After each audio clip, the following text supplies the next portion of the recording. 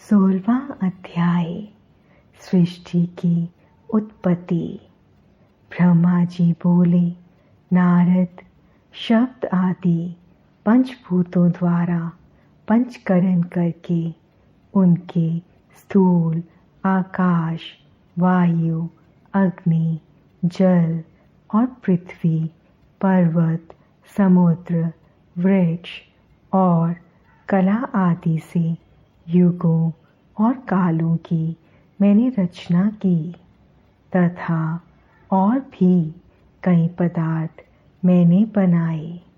उत्पत्ति और विनाश वाले पदार्थों का भी मैंने निर्माण किया है, परंतु जब इससे भी मुझे संतोष नहीं हुआ तो मैंने माँ अम्बा सहित भगवान शिव का ध्यान करके सृष्टि के अन्य पदार्थों की रचना की और अपने नेत्रों से मरीच को, हृदय से भृगु को, सिर से अंगिरा को, कान से मुनि श्रेष्ठ पुलह को, उदान से पुलसत्य को, समान से वशिष्ठ को, अपान से कृतु को, दोनों कानों से अत्रि को, प्राण से दक्ष को, उर्गोद से तुमको, छाया से कर्दम मुनि को उत्पन्न किया। मुनि श्रेष्ठ इस तरह साधकों की रचना करके महादेव जी की कृपा से मैंने अपने आप को कृतार्थ माना। मेरे संकल्प से उत्पन्न धर्म मेरी आज्ञा से मानव का रूप धारण कर साधन में लग गए। इसके उपरांत मैंने अपने शरीर के विभिन्न अंगों से देवता व असुरों के रूप में अनेक पुत्रों की रचना करके उन्हें विभिन्न शरीर प्रदान किए। तत्पश्चात भगवान शिव की प्रेरणा से मैं अपने शरीर को 2 भागों में विभक्त कर 2 रूपों वाला हो गया।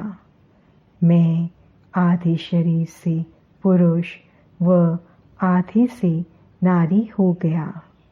पुरुष स्वयंभुव मनु नाम से प्रसिद्ध हुए एवं उच्च कोटि के साधक कहलाए। नारी रूप से शतरूपा नाम वाली योगिनी एवं परम तपस्विनी स्त्री उत्पन्न हुई। मनु ने वैवाहिक विधि से अत्यंत सुंदरी शतरूपा का पानी ग्रहण किया और मैथुन द्वारा सृष्टि को उत्पन्न करने लगे। उन्होंने शतरूपा से प्रियव्रत और उत्तानपाद नामक 2 पुत्र तथा आकुति, देवहूति और प्रसूति नामक 3 पुत्रियां प्राप्त की। आकुति का रुचि मुनि से, देवहूति का कर्दम मुनि से तथा प्रसूति का दक्ष प्रजापति के साथ विवाह कर दिया। इनकी संतानों से पूरा जगत चराचर हो गया। रुचि और आकुति के वैवाहिक संबंध में यज्ञ और दक्षिणा नामक स्त्री पुरुष का जोड़ा उत्पन्न हुआ। यज्ञ की दक्षिणा से 12 पुत्र हुए। मुनि कर्दम और देवहूति के संबंध से बहुत सी पुत्रियां पैदा हुईं। दक्ष और प्रसूति से 24 कन्याएं हुईं। दक्ष ने 13 कन्याओं का विवाह धर्म से कर दिया। ये 13 कन्याएं श्रद्धा, लक्ष्मी, धृति, तुष्टि, पुष्टि, मेघा, क्रिया, बुद्धि, लज्जा, वसु, शांति, सिद्धि और कीर्ति हैं। अन्य 11 कन्याओं ख्याति, सती, संभूति, समृद्धि, प्रीति, क्षमा, सनति, अनसुया, ऊर्जा, स्वाहा और सवथा का विवाह भृगु, शिव, मरीचि, अंगिरा, पुलस्त्य, पुलह, क्रतु, अत्रि, वशिष्ठ, अग्नि और पितर नामक मुनियों से संपन्न हुआ। इनकी संतानों से पूरा त्रिलोक भर गया। अंबिकापति महादेव जी की आज्ञा से बहुत से प्राणी श्रेष्ठ मुनियों के रूप में उत्पन्न हुए। कल्पभेद से दक्ष की 60 कन्याएं हुईं।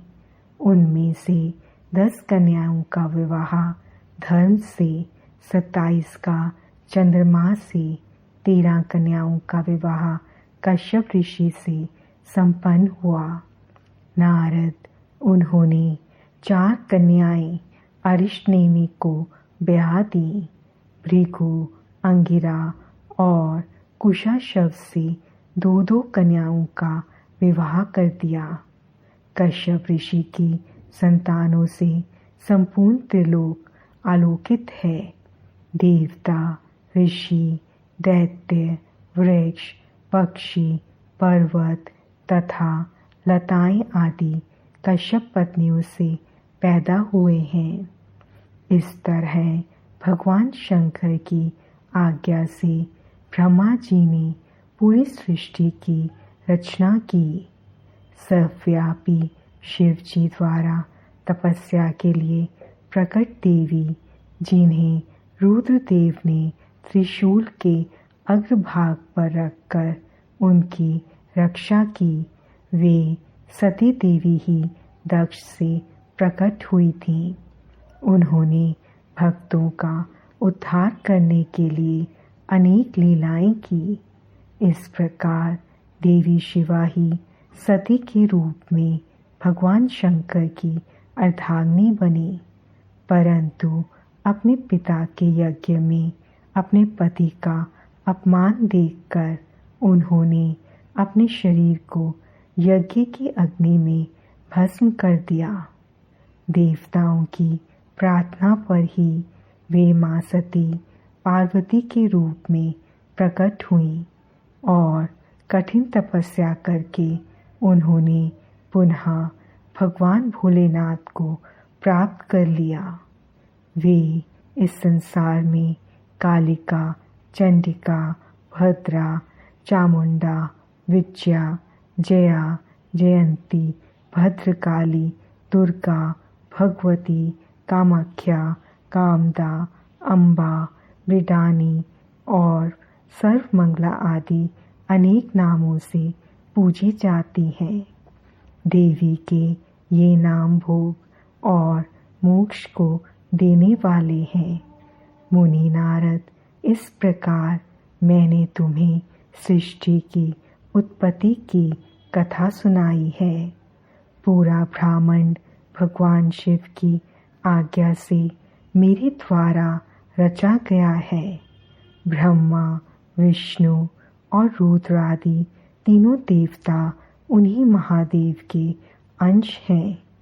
भगवान शिव निर्गुण और सगुण हैं। वे शिवलोक में शिवा के साथ निवास करते हैं।